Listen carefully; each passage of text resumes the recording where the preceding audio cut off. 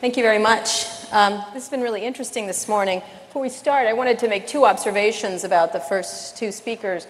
One is that I have to say, I come from the United States, and digital media will change everything and has wiped out the way we do business in media in the United States, and it is coming here inevitably. Young people are completely digital. They live in a digital world. They expect digital solutions. They expect digital media. The New York Times, which is one of our greatest newspapers, is under siege right now, and there are questions about how it's going to survive going forward because of digital issues, because of the impact. You may not ignore this. You can pretend to ignore it. You can have penetration rates that are quite low compared to other countries, but you may not ignore it because it is coming. You can watch what's happening to networks, to studios, to newspapers, to big media companies in the United States, and see that it will be coming here. People will be getting their television online, their media online, everything they're doing online, and you must pay attention to this because it's inevitable. The second thing is that about the media and the crisis, which we're going to start talking about with Arianna initially, is that I think the blame of the media is not being over-exuberant or under-exuberant or pessimistic. It's that we didn't monitor the crisis while it was happening, and we allowed, along with the federal government and state governments, these bankers to run roughshod over standards, and we didn't hold them to task while it was happening, which happens a lot in our country. So I think that's probably the bigger problem, was not either being too positive or too negative, but not monitoring them the way the media should. Speaking of which, we're going to talk to Arianna right now about the change in the media, because Arianna, even though President Obama says he doesn't read blogs, he absolutely does read the Huffington Post, no matter what he says. It has become a really important force in politics. It has changed the way everybody gets their news. It's indicative of what's coming. There will be a Huffington Post of Italy very soon, I suspect. I don't know who's going to make it or how it's going to happen, but the Huffington Post is deeply into the conversation in a very short time, and we're going to talk about how that happened and where it's going. But let's first talk about the economic crisis in the United States. Are we too negative at what's happening, or do you feel, and do you feel this administration has been, you've been covering it heavily on the Huffington Post and having a lot of blogs and opinions and news stories about what's happening? Well, first of all, it's great to be here. I love wearing the little button saying I'm confident, and I think this is an essential part of how we'll get out of this crisis. But at the same time, we cannot be in denial, because if we're in denial, it's going to make it much harder to get out of the crisis. And for me, following on the professor's speech, it's important not to see this as a battle between capitalism and socialism, but as a battle between the kind of capitalism that got us to this crisis and the kind of capitalism that the founders of capitalism originally intended. You know, I studied economics at Cambridge, and when I was studying Adam Smith, before he wrote The Wealth of Nations, he wrote The Theory of Moral Sentiments. So there has to be a moral underpinning to capitalism. And what happened, and what we are constantly covering on the Huffington Post, is the fact that that moral underpinning kind of disappeared during the last few years. Mm-hmm. And instead of capitalists making things, they were making things up. Mm-hmm. And leaders of many of the banks, including Alan Greenspan, basically said they were shocked at what happened. Mm-hmm. So that is definitely a failure of leadership. You cannot be so taken aback by the developments of the last few years. And why did that happen? And where were the checks and balances that should have existed? I mean, one of the, obviously it's happened other places, Iceland. I guess our motto in the United States should be, at least we're not Iceland.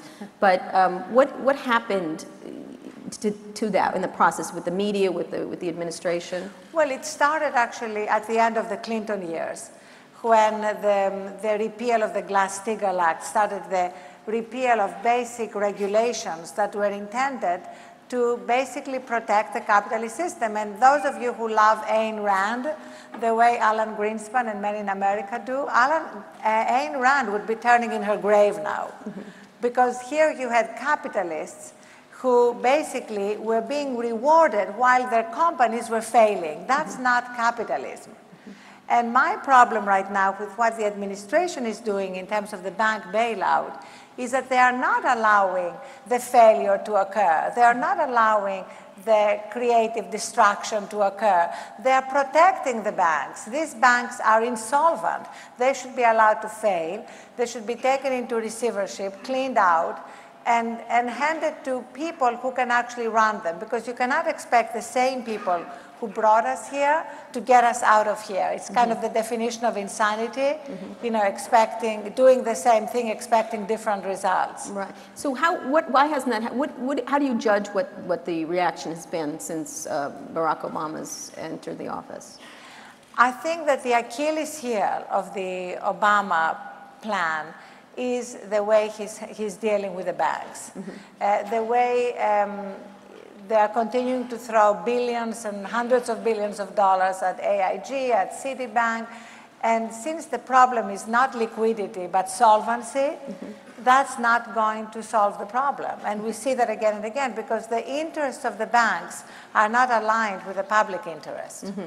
Now, I know you've been pushing this on the Huffington Post. One of the things that Arianna has done is having opinions and actually forcefully expressing them, which is different than sort of the old way of doing things, where journalists pretended they didn't have an opinion, but actually did and managed to get those opinions. And sneakily, you are quite explicit of things that you did. Give some examples during to give these people an idea of what happened during the presidential administration. You had several stories that really changed the tenor of what was going on, well ahead of regular mainstream media who used to dominate the proceedings. Well, first of all, early on, we recognized the phenomenon of Barack Obama.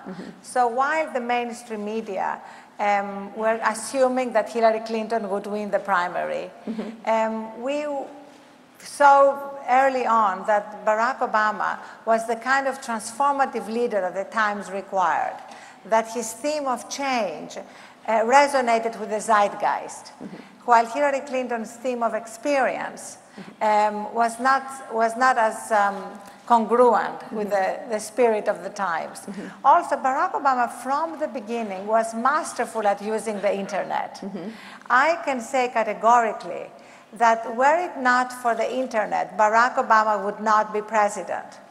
He used it masterfully. He raised money in unprecedented ways. He organized, and he managed to get the organization on the internet translated onto the street in a way that Howard Dean had not been able to do.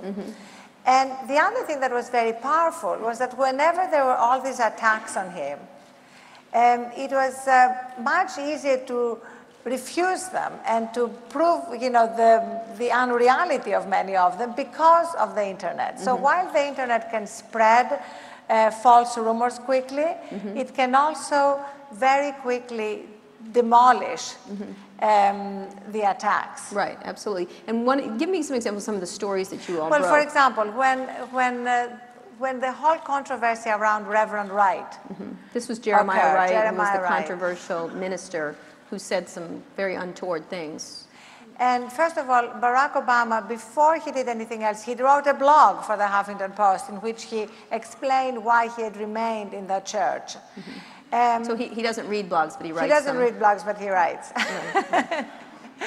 Then the other thing that was interesting about that is that while the right was continuing to try to portray Barack Obama as the same kind of African-American leader as Reverend Wright, he gave a speech about race, which was a very powerful speech, 37 minutes long. And that speech was watched in its entirety on YouTube by 7 million people. So immediately it was much harder to maintain that somehow he was Reverend Wright, because we could see that he clearly wasn't. Right, and it was available in a very easy format on YouTube.